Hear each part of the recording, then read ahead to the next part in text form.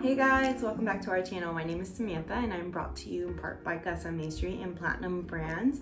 And today I actually have some company with me. So I have the beautiful Doña Celia's joining me today, and we're actually going to be talking a little bit about the culture behind them, the beautiful bottles and the delicacy that it takes to make them, and also just the profiles, and since a lot of people have requested it, how to actually take it out and open it without, causing any damage to the actual bottle. So before we get into it, I would like to remind everybody that if you haven't done so already, definitely encourage you to go and subscribe to our YouTube channel. It's the only way that you're going to be able to keep up with all of the videos that we're posting, all of the brands that we're going to be talking about. We definitely don't want you to miss out on anything. So as you can see here with me today, I have Tita Doña Celia, which is the official name. It is a limited edition bottle. The first generation is going to look like this. So the difference is that you're going to have this really unique kind of painting on here. So she's a little bit more of a serious lady compared to the second generation that I have with me here as well, which she has a little bit of a more of a smile. Now, something to note is that every single bottle is handmade and hand painted, meaning that no two bottles are going to be the same, which is actually a good thing because again, these are collectibles. So when you purchase it, whether it be online or whether it be at a Total Wine or a local liquor store, because you can purchase these pretty much everywhere, you're going to notice that on the back there's going to be these two little hooks here.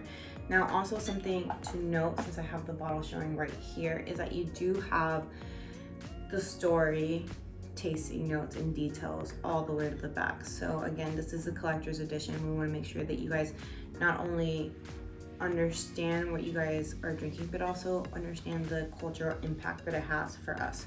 So again, in order to take it out of the package, you're not just going to be a savage and pull it from the front. You're actually going to pull this one of those little tabs, stick it in just like that. Once you do, you'll be able to pull it here from the front, and it is red, so it does kind of match with her dress. So I'm going to pull it out here, and then once you do that, you can actually just pull up, and let me move this here. So you're going to pull up and out just like that. And that's it. It's really not that difficult. However, I understand that sometimes you get really excited to just take it out of the package and you want to yank it out. However, this is a very delicate bottle, so take your time, enjoy it. So we're gonna go ahead and put this down here, and let's go into how you actually drink it. So another thing that we want to show is that the pour, or where it pours from, is actually going to be from the neck here. Now, I've actually kind of already opened this one. Normally there would be a little plastic seal here to, make sure that everything's protected and everything's sealed.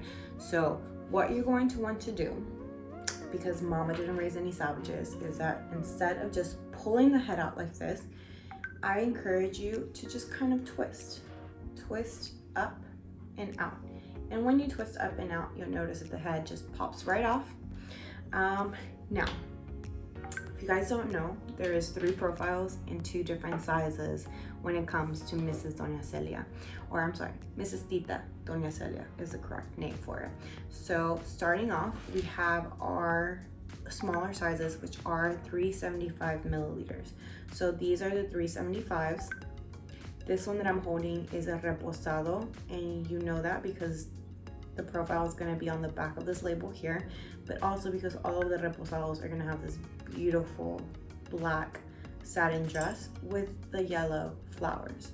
Now again, all of these are handmade and hand painted, so again, every single flower or every single dress is going to be a little bit unique and a little bit different, which I think just adds to their uniqueness. So the reposados in black, this is our 375. We have our Blanco, which is in blue, this beautiful blue navy with the bright red roses and beautiful red boa. Again, details are on the label on the back, where you'll find the nom number, you'll find the general surgeon's warning, and a little bit more details. This one does have the cellulose seal here. So it's still sealed, it's still not open. But again, this is the second generation, so she does have a little smile on her with her cute little lipstick. And then last but not least, we also have our beautiful Doña Celia here. This is our añejo. The añejo has this really nice black boa with it.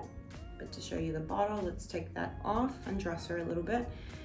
This one is a bright tomato red with little specks of paint and these very bright green white flowers on there with a black base. And again, all of these can be opened by twisting off the head. And again, twisting up on the head, so you can make sure that you're very careful with that.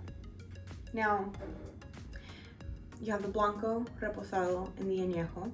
You have them in 750, and then you also have them in the 375. To give you guys a little bit of the backstory of why this is not only special because it's handmade, but special because of the meaning and the culture behind it. La Catrina is often associated with Dia de los Muertos, Day of the Dead, a pre-Columbian Mesoamerican observance of death and life that is celebrated on November 2nd in all of Mexico, the Yucatan Peninsula, and parts of Central America. Doña Celia, unlike the traditional Catrina, is not dead. She lives a simple and quiet life and continues to make footprints of her legacy for all those around her to follow. Doña Celia is an inspirational woman from Mexico. She is very involved in the tequila industry and has become a part of her way to live. We utilize traditional, slow baking in bricks oven and autoclaves to cook the blue agave's hearts and traditional mills, molinos, to extract the juices from the agave. This extraordinary tequila comes from the most awarded tequila distillery in Mexico, Casa Maestri. So as you guys can tell, I'm kind of like in theme today. This is actually handmade in Mexico, and it's also part of a really big culture. I'm very happy and I'm very enthusiastic about being Mexican and being part of the Mexican culture. So the Catrina, which is actually the name of this kind of like Day of the Dead doll, was originally created as a zinc etching by a famous Mexican artist named Guadalupe Posada. It was created in 1910, and it really took off during the Mexican Revolution. Originally, the Catrina, which is again the name of this beautiful artwork here, was made to kind of make fun of the Mexican ladies in that time. So it was kind of made to poke fun at these beautiful ladies with those huge elegant dresses and these very, flamboyant hats. And what ended up happening was that it became more of a symbol about our Mexican culture. And so now it is very closely aligned with the Day of the Dead, which for us in Mexico, it's November 2nd, but it's also very much celebrated here in the United States during October 31st, which is Halloween. So especially because our original art piece did have this beautiful kind of like skeleton look to her. Again, I'll show her there to you. But it's a really huge meaning. So kind of referring back to one of my previous videos is that tequila was gifted to us, to the Mexican people, by the gods. So all of our brands are not only going to have, these beautiful casing, but it's also going to show and share a story with us. Something really close to our hearts too is that our founder, Mrs. Celia, her grandkids actually call her Tita. So the name Tita Doña Celia was actually thought of because Mrs. Celia's grandchildren call her Tita, and so it's very, very close to her heart, and it's very, very close to the family. Casa Maestri, which translates to home, Maestri, or Maestri home. Actually, it would be house. What actually translates to Casa Maestri's house.